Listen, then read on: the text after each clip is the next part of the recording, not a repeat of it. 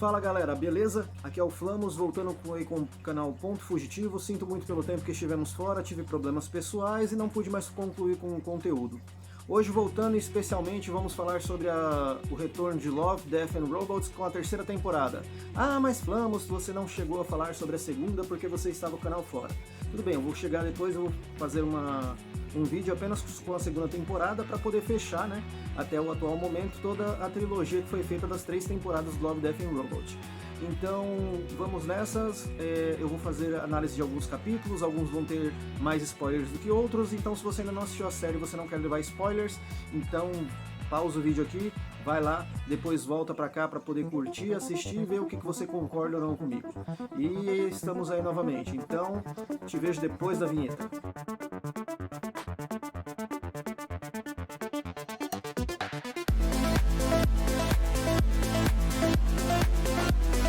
Se você ainda não está inscrito no canal, deixa aí o like, deixa a inscrição se você gostar do conteúdo, para me dar mais forças para continuar concluindo aí com mais conteúdo daqui em diante. Love, Death and Robots foi uma das melhores animações que eu já vi. Na época eu fiz até mesmo um vídeo falando sobre a primeira temporada. Não consegui fazer sobre a segunda, farei depois, mas vamos falar sobre essa terceira. Algumas pessoas podem considerar essa terceira temporada como muito melhor ou superior à segunda, mas na verdade, na minha percepção, todas as 3 temporadas elas são ótimas, elas têm a mesma nota, mas o que traz um certo clima para que a pessoa ela fique sempre discordando deste ponto, falando que a segunda temporada ela foi ruim. Muitos dizem que é porque a temporada teve poucos episódios. Quando a gente vai ver a primeira temporada, ela teve mais episódios, acho que ela chegou até ter além de 15 episódios, se eu não me engano, e a segunda só teve 8. E aí fica aquela sensação de que parece que a temporada ela foi feita muito curta, ela não foi feita corretamente, mas na verdade a gente tem que levar em consideração que nenhuma temporada da Netflix ela é muito comprida, né? Ela não é muito grande, ela não tem muitos capítulos. E basicamente sim, a Love, Death and Robots, a primeira temporada, ela tem bastante capítulos, só que a maioria dos capítulos que tem lá, eles são micro. Eles são coisas bem pequenas que apenas preenchem algum tipo de espaço de tempo e você acaba assistindo um episódio que muitas vezes ele só tem 2 ou 3 minutos de animação. E aí tem outras animações maiores. Um outro fator também é que muitas pessoas elas são acostumadas a verem o fator animação como precisando ter uma continuidade. O Love, Death and Robots, ele não tem uma continuidade direta nos seus episódios. Eu deixei até mesmo uma teoria no primeiro vídeo que eu fiz de Love, Death and Robots que falava exatamente sobre isso, que na verdade um capítulo não tem nada linkado com o outro, só que se você pegar toda a ideia do que tem dentro do Love, Death and Robots, é como se fossem pequenas histórias que aconteceram dentro de uma linha de tempo, em diferentes tempos, mas é como se fosse tudo a mesma dimensão. Então em algum ponto da humanidade ela acabou tendo algum tipo de problema ambiental, socioeconômico, diversas coisas do tipo. Criou-se uma política, né, digamos assim, onde eles acabaram dando visão para as pessoas que são milionárias, bilionários e tudo mais. Eles foram acabando cada vez mais com o planeta, os robôs acabaram tomando conta do planeta, só que durante esse período, durante todo esse trajeto, aconteceram diversas outras coisas que elas serviram para esse desenvolvimento e para o padecer final. Então você vai acabar vendo sempre animações onde você tem algum futuro distópico, onde está acontecendo alguma coisa exatamente, onde a humanidade já acabou, onde tem mutantes, onde tem alienígenas, onde tem muitos robôs, ciborgues, androides, a tecnologia tomando cada vez mais posse da vida. E aí você fica meio confuso com tudo isso, mas são episódios soltos e que na verdade às vezes podem fazer parte de um todo. Então no primeiro capítulo logo dessa terceira temporada, a gente tem o retorno dos 3 robôs. Os 3 robôs foram o primeiro episódio da primeira temporada, onde 3 robôs eles faziam uma espécie de turismo, e nesse segundo episódio é a mesma coisa. Se fosse pra gente fazer uma caracterização ali bem junta, né, do que acontece, a gente tem basicamente paralelo ao que os 3 robôs estão fazendo ali. Na segunda temporada a gente não seria bem um paralelo, mas a gente também tem uma visão sobre algumas coisas que acontecem lá. No primeiro episódio, que é aquele quando as máquinas começam a tomar o controle, né, elas começam a se virar contra os seres humanos. E nessa terceira temporada, ela tem uma crítica social e uma crítica política muito mais forte. Ela mostra exatamente que nós estamos com problemas ambientais sérios, que nós não estamos dando razão para isso, que na verdade cada vez mais bilionários e milionários eles estão ganhando em cima do povo e o povo está cada vez sofrendo mais. o planeta está sendo cada vez mais depredado, cada vez mais destruído, a ciência acaba avançando, mas isso apenas condiz para os grandes milionários, e até que tem um cataclisma que onde quem salva tudo, na verdade, salva não, né, em termos, os robôs são as únicas coisas que permanecem vivas. Então você vai ver ali, através do papo desses 3 robôs, eles passeando ainda por outra cidade, e você entende todo esse desfecho do que foi que aconteceu naquela época, do que foi que aconteceu naquele período. Então você acaba tendo uma visão disso, é uma crítica muito mais apurada do que foi feito no primeiro, ela tá muito mais na cara, muito mais evidente, até mesmo no final dela tem uma piadinha, né, com o bilionário que tem ganhado muitos holofotes ultimamente, e com a supremacia dos gatos, que não pode deixar, como no primeiro episódio também tinha a supremacia dos gatos, aqui também tem. É um dos melhores capítulos que tem na temporada, eu gostei particularmente de 3 capítulos, a Love, Death and Robots, ela tem... Essa terceira temporada ela tem 9 episódios, a segunda temporada ela contou com 8, então você pode ver que, embora a terceira ela tenha 9 episódios, e um deles é minúsculo também, então é como se ela tivesse 8, ela também tem o mesmo formato da segunda temporada. Só que daí a gente ganha um clima mais de, digamos assim, fazer parte, pertencimento, a gente tem um símbolo maior assim, porque a gente tem novamente a história dos 3 robôs, eles estão linkados com a primeira temporada, então isso pode causar alguma coisa em quem assiste, de achar que a terceira temporada vai ser superior à segunda, mas é como eu já disse pra vocês, pra mim, na minha percepção, todas as 3 temporadas ela tem o mesmo peso, elas são ótimas e elas devem ser vistas em sequência, até ver se você puder. E aí, nessa terceira temporada também, o segundo episódio, ele faz visão a uma viagem que acontece em alto mar. Nessa viagem, um monstro marinho, que é um crustáceo gigante, né, um siri, ele entra dentro do navio, e essa história ela se conta como se fosse em tempos antigos, naquele tempo de pirataria e tudo mais. Então ela não tem uma conexão geral com robôs ou com a tecnologia em si, mas ela é uma história contada antigamente. E aí nesse ponto, você vê, na verdade, uma evolução como se fosse de mutação, né? Porque em determinado ponto, o pessoal do barco, ele ataca, esse caranguejo ele ataca o pessoal do barco, ele leva a pessoa até o fundo, né, o porão do navio, e eles acabam fazendo um sorteio lá, meio que bem zoado, para empurrar uma pessoa para ir lá ver o que está acontecendo e colher informações.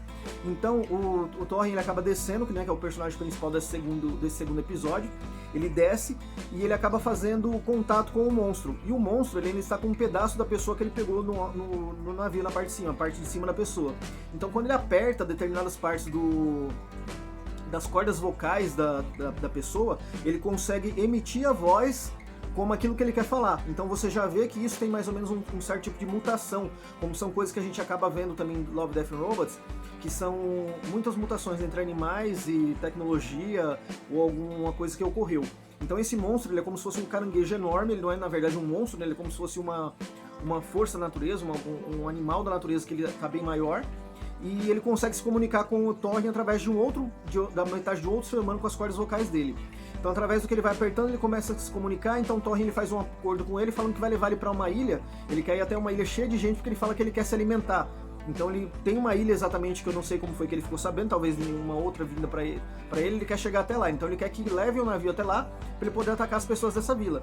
Só que daí o Thorin tem outro plano, ele tenta colocar isso em prática, e aí o que você vê durante todo o restante do capítulo é uma perseguição e várias partes de traição, morte e muita coisa, até mesmo que o Thorin coloca esse plano dele a postos, né, para ele conseguir finalmente levar o monstro para um outro local, uma outra ilha, e deixá-lo lá ou acabar com ele. A terceira história, a gente já tem o nome dela é No Mesmo Fluxo da Máquina. São sobre 2 astronautas que elas acabam caindo em uma lua, né? Acontece um acidente, elas acabam caindo numa lua de um planeta, e nessa lua uma delas morre, a outra ela fica com o tanque de oxigênio avariado. Acho que o nome dela, se não me engano, é Kilvelson, e da outra é Burton. A Burton morre e a Kilvelson ela fica viva. Então a Kilvelson ela faz o que? Ela tem uma máquina, né? Ela fala com um computador central. Quando ela está falando com o computador detecta que faltam 41 quilômetros mais ou menos para ela chegar até um local onde ela conseguiria, digamos, se salvar ou conseguir algum tipo de ajuda, comunicação, algo do tipo. Mas aí ela percebe que ela está com o tanque de oxigênio dela estourado, ela está com o tanque ali arrebentado. Como não tem a possibilidade dela fazer a troca de traje com a parceira morta, né? Até mesmo porque o visor da parceira morta está ali quebrado, o que ela faz? Ela improvisa uma maca correndo, coloca o corpo da parceira nessa maca e ela pluga o oxigênio dela no oxigênio da parceira morta, já que ela não vai precisar mais. E ela começa a utilizar aquele oxigênio. Então você já tem aquele clima de tensão, porque ela tem que andar 40 km dentro de um planeta desconhecido e o oxigênio que ela está usando é de uma pessoa que está morta, né? Na verdade, ela tem que carregar aí no corpo dessa pessoa arrastando, porque não tem como ela levar só o tanque de oxigênio porque está presa ao traje. Então é bem tenso o episódio todo, aí em determinado ponto ela tá sentindo várias dores, né, por causa da queda que ela teve, e ela se injeta morfina, e até o computador central dela fala que se ela se injetar isso, ela pode sofrer de alucinações e outras coisas. Então ela fala que ela prefere estar loucona quando ela morrer do que ela tá, na verdade, ciente de tudo e morrer desagradavelmente. Então a partir daqui, não dá pra gente saber exatamente se é uma verdade o que tá acontecendo ou se é na verdade só fato da cabeça dela, alucinações. Mas ela começa a ouvir uma voz, essa voz ela depois se revela como sendo a lua do planeta, a lua ela seria uma grande máquina, pelo que ela se revela, tá bem dentro da característica, né, de Love, Death and Robots, e ela se mostra como uma consciência ali do local e tudo mais, e ela faz o contato com ela, começa a se comunicar através do corpo da parceira dela morta, porque ela fala que todos os componentes que tem no corpo dela servem para ela poder se comunicar diretamente com ela, tem lembranças e tudo mais, e aí começa a tentar guiar ela. Nessa brisa assim eloquente, eu cheguei até o final do episódio sem saber exatamente se ela já havia morrido e aquilo era só alucinação até ela ter morrido, ou se na verdade tem uma finalização que é diferente e vai de encontro a toda essa teoria que eu sempre montei dentro de Love, Death and Robots. Então é um episódio bem aberto, é melhor que cada um veja e tenha cada um sua própria concepção do que acontece, né? Aí, seguindo depois dela, a gente vai ter um outro episódio que ele lembra muito as animações curtíssimas que tinha no primeiro episódio. O nome dele é Noite dos Mini-Mortos. A Noite dos Mini-Mortos, ela é trazida pra gente com uma animaçãozinha bem curta, ela deve ter uns 2 ou 3 minutos. Ela mostra como 5, mas é só de crédito o restante da animação. E ela parece que é feita em maquete. É tudo muito fofo e é como se fosse um casalzinho que eles vão até um cemitério, eles acabam fazendo sexo. Sexo é muito perigoso, não façam sexo. Ele dá origem a humanos. E aí, basicamente, o que acontece? Durante essa transa deles, eles quebram alguma coisa lá dentro do cemitério e trazem os mortos à vida. Aí começa um apocalipse zumbi dentro de uma maquete, que é muito fofo de ser visto, porque são coisas minúsculas ali correndo e acontecendo uma guerra, uma deterioração marcial sobre tudo que acontece. É um apocalipse zumbi dentro de uma maquete, é muito divertido de ser visto. Aí o quinto episódio, é o quinto? Isso, é o quinto episódio. O quinto episódio ele se chama Matança em Grupo. Esse episódio ele não que ele seja rápido, mas ele é um episódio muito rápido e não tem muita coisa pra se falar dele. É um episódio do tipo tiro, porrada e bomba. É um grupo de mercenários que na verdade ele está numa floresta. Não fica muito claro exatamente o que eles foram fazer nessa floresta, eles tinham que chegar até algum local, mas pra vocês terem uma ideia, é tão inútil a tratativa da história nisso, porque ele é um episódio só de ação. E você acaba perdendo o foco do que eles precisavam fazer. Eu realmente não me lembro exatamente do que eles precisavam fazer, porque eu talvez esteja associando com outro episódio que também tem, que é um dos que eu mais gostei. Mas eles acabam sendo surpreendidos por um urso, que ele é meio máquina, e ele acaba atacando o grupo, ele mata um deles, aí depois chega uma pessoa que estaria nessa base secreta, que eles nem sabiam que existia essa base. Eles acabam indo até a base, lá o urso já invadiu, já matou todo mundo, e aí eles pegam armas maiores para enfrentar o urso e é só isso que você vê. Na verdade o episódio não tem nenhum tipo de grande reviravolta, grande ensinamento, nem nada. São só pessoas com grandes armas atirando numa coisa meio urso, meio máquina, e serve só para você ver mais ou menos como que seria a tecnologia de uma biomáquina, digamos assim, letal, como o cara fala, que ele é todo feito de adamante, com líquido gel e algumas coisas assim do tipo. Mas pra mim foi um dos piores episódios que tem dentro da animação, porque ele não tem quase nada, ele é realmente só isso. É só uma ação desenfreada de gente atirando e explodindo coisas para tentar matar o urso e conseguir sair vivo dali de dentro do bunker. O sexto episódio, ele se chama O Enxame. Dentro de todas as animações que tem ali dentro, ele acabou ficando como minha quarta animação preferida da temporada, então quando foi pra eu subir o top 3, ele acabou ficando em quarto, ele perdeu por pouco pra animação dos robôs no início, porque eu gosto bastante, porque ela faz uma crítica a tudo que a gente tem hoje em dia, e é isso mesmo, basicamente abaixo aos bilionários, vamos salvar o planeta e tomem os meios de produção, pessoal. Basicamente assim, esse sexto episódio ele chama Enxame, e ele faz uma análise sobre um cientista que ele acaba... No início ele está falando com uma outra raça extraterrestre, eles já estão há algum tempo já no futuro, e ele está querendo chegar num lugar chamado Enxame. Lá dentro tem uma outra cientista, ele faz contato com ela, e eles conversando, ela explica para ele todo o funcionamento do enxame. O enxame é como se fosse uma colônia de alguns insetos interplanetários, e eles têm um modo de viver que eles acabam vivendo em perfeita harmonia. Eles não têm guerra, não tem destruição, não tem nada dentro deles, mas ela trata os insetos desse local como se eles fossem seres sem consciência própria, sem vontade. Eles servem apenas o enxame. Então ela vê eles como se fossem insetos mesmo, como se fosse umas formigas que não têm vontade própria, mas seguem como se fosse uma programação primordial desde o início. Eles conseguem fabricar comida e tudo mais.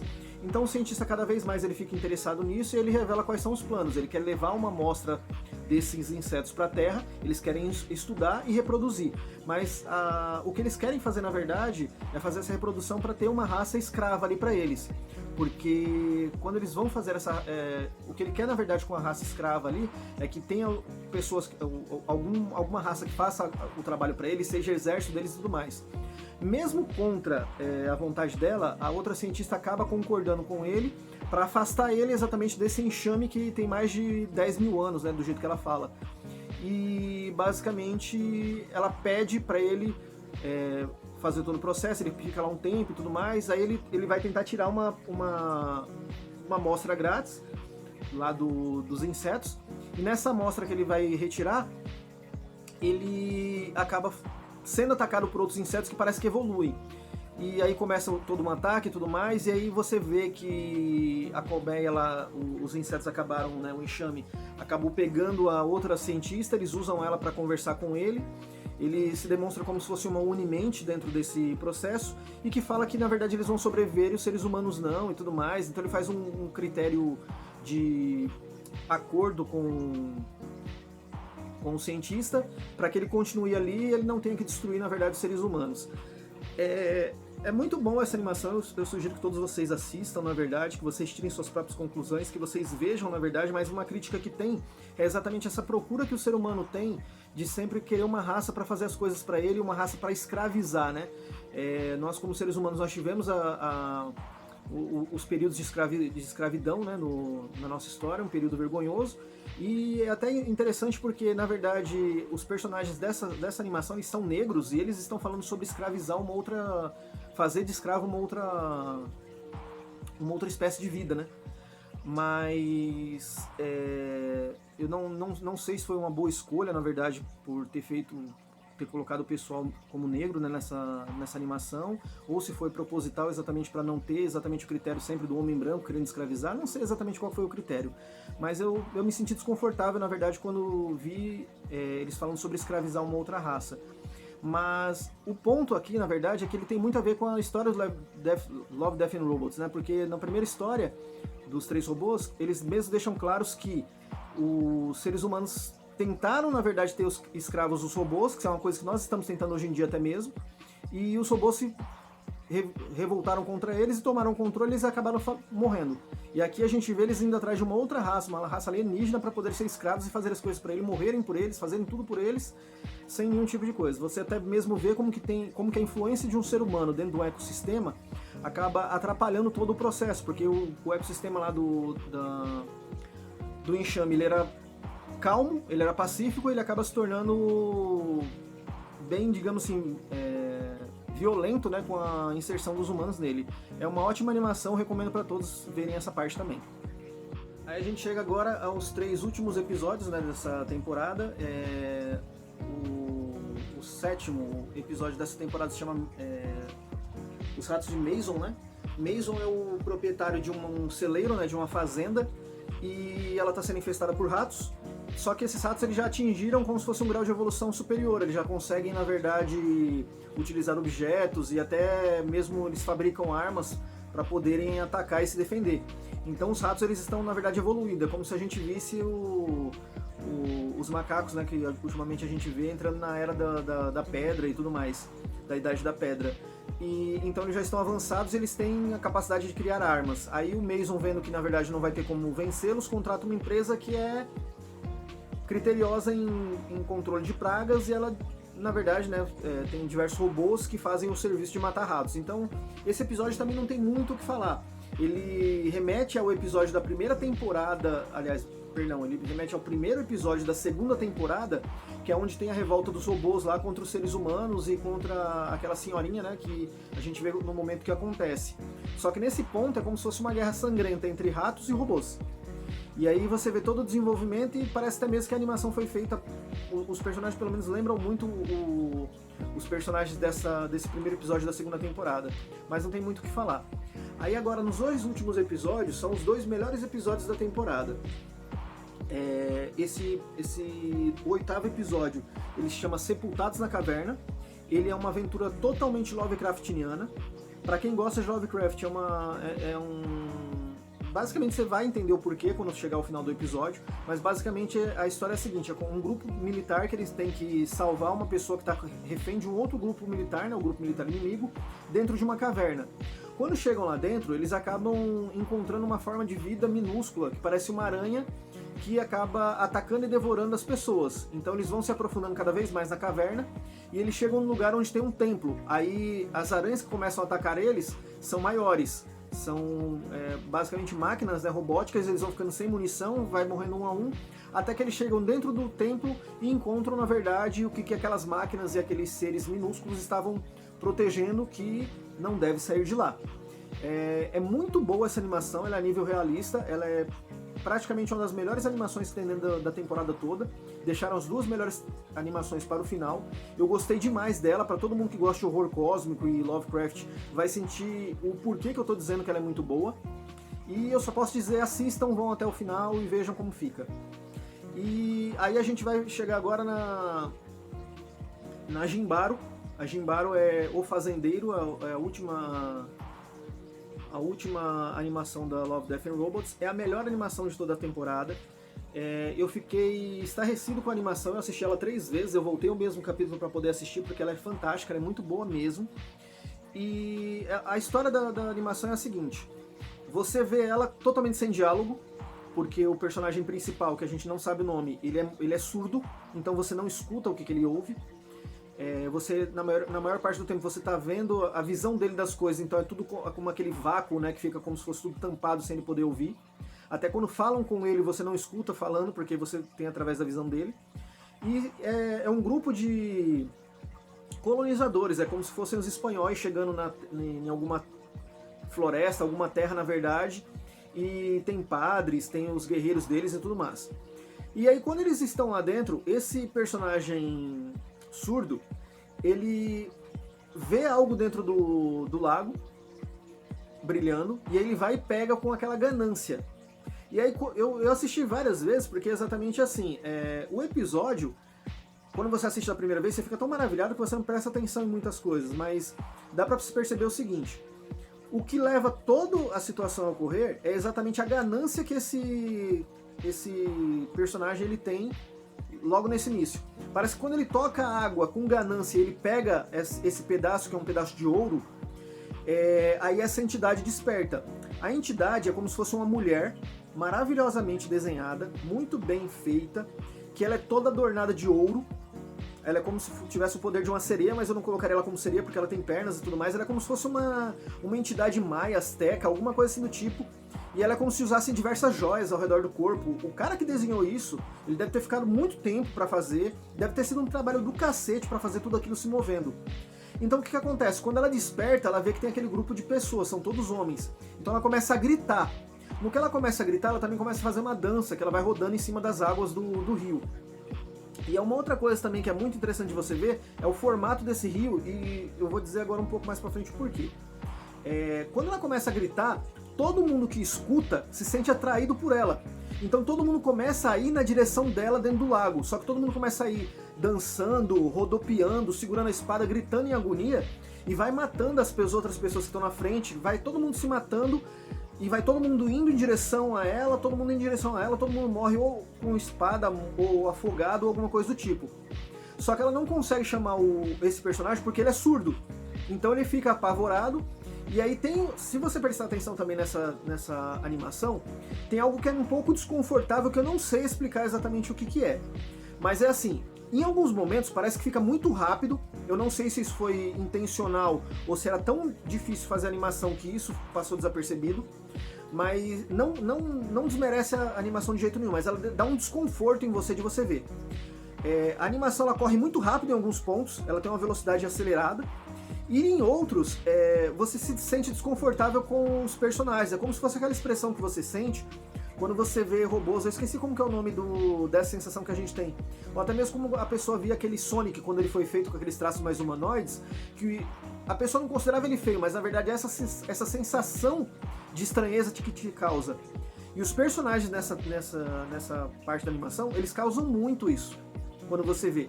Ela é muito realista e ao mesmo tempo ela traz essa estranheza. Não dá pra explicar exatamente, mas você fica tenso, você imerge dentro você entra dentro mesmo da animação, você sente a animação rodando junto com você num potencial grandioso. Como a animação ela não tem falas, ela é toda musicalizada, então os sons, a sonografia, tudo dentro da animação é maravilhoso. E aí o que acontece? Ele fica apavorado, esse personagem, e ele começa a fugir. E ela começa a ir atrás dele tentando entender o porquê que ele não vem, porque ela não sabe que ele é surdo. E aí em determinado ponto, ele fugindo em agonia, ele bate, ele monta no cavalo, ele foge, ele bate com a cabeça, ele desacorda. Quando ele acorda, o cavalo está morto, né, porque ele acabou desembestando em algum lugar, estava lá agonizando. Ele pega o manto do cavalo e vai tentar andar pelo meio da floresta, vai sair. Ela localiza ele novamente dentro da floresta, ela tenta chamar, ele não vai, então ela vai pra perto dele. Então ela tenta passar rosto perto dele, vai se agarrando com ele, faz tudo quanto tipo de coisa, ele não acorda, ele tá dormindo. Aí ela dorme junto com ele. Quando ele acorda, ele tem ela ali do lado, né, e ele percebe que ela é feita de ouro. Quando ele percebe que ela é feita de ouro, ele sente aquele certo tipo de ganância novamente em relação a ela, e ele começa a perseguir, ela foge, ele começa a perseguir ela. No meio quando ele tenta pegar ela pela mão, essas escamas que ela tem, ela acaba entrando dentro da mão dele, que foi uma das escamas que ele achou dentro do lago, e ele percebe que dá pra tirar isso dela. E aí você vê a ganância dele subindo cada vez mais, porque as escamas saem dela. Então ele começa a ir atrás dela, dentro do contexto da história, e ele encontra ela no meio do rio. Aí tem toda aquela cena meio que de amor, um amor meio doido, porque ela quer ferir ele. Na verdade, o intuito dela é matar ele, na verdade, né? E o dele também é matar ela, porque agora ele vê que ele se fere cada vez que ele toca ou que ele beija ela, alguma coisa, é como se ela fosse toda serrilhada. E aí ele dá uma cabeçada nela e desacorda ela. No que ele desacorda ela, ele começa a descamar ela todinha, ele tira tudo dela, e vai muito sangue correndo, ele vai arrancando todas as joias dela, os colares, tudo que ela tem, pedra preciosa e tudo. Ele joga tudo na manta e depois joga o corpo dela no rio, aí ele vai embora. No que ele vai embora, o sangue dela começa a florescer no rio, e é nisso que é muito legal de você ver essa parte da animação, porque daí você entende que o formato da lagoa, do rio onde ela tá, ele tem um formato de um coração, e ele começa a pulsar exatamente com sangue. Esse sangue que ele começa a se tornar, né, tem um intuito, na verdade, de curar ela, porque ela é como se fosse essa entidade sagrada da floresta, e o rio tá curando ela, né, o lago tá curando ela. E aí ele, perdido no meio da floresta, levando todo o ouro que ele conseguiu arrancar dela, ela morta dentro do lago, ele vai beber a água, só que daí enquanto ele tá bebendo a água que tá limpa, a água vai se transformar em sangue, então ele bebe o sangue do rio. Quando ele bebe o sangue do rio, o rio cura a surdez dele.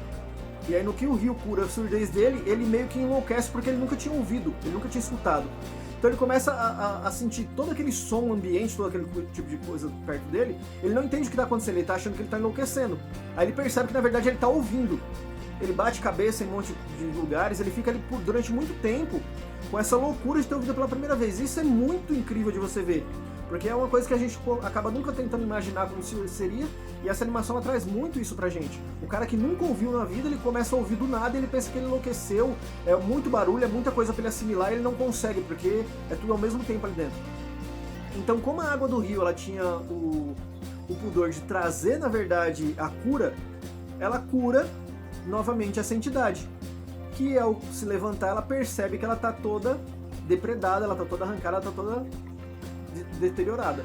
Aí ela começa a gritar de raiva, de ódio, de vergonha, e aí ele escuta. E aí no que ele escuta ele não tem mais como negar nada pra ela.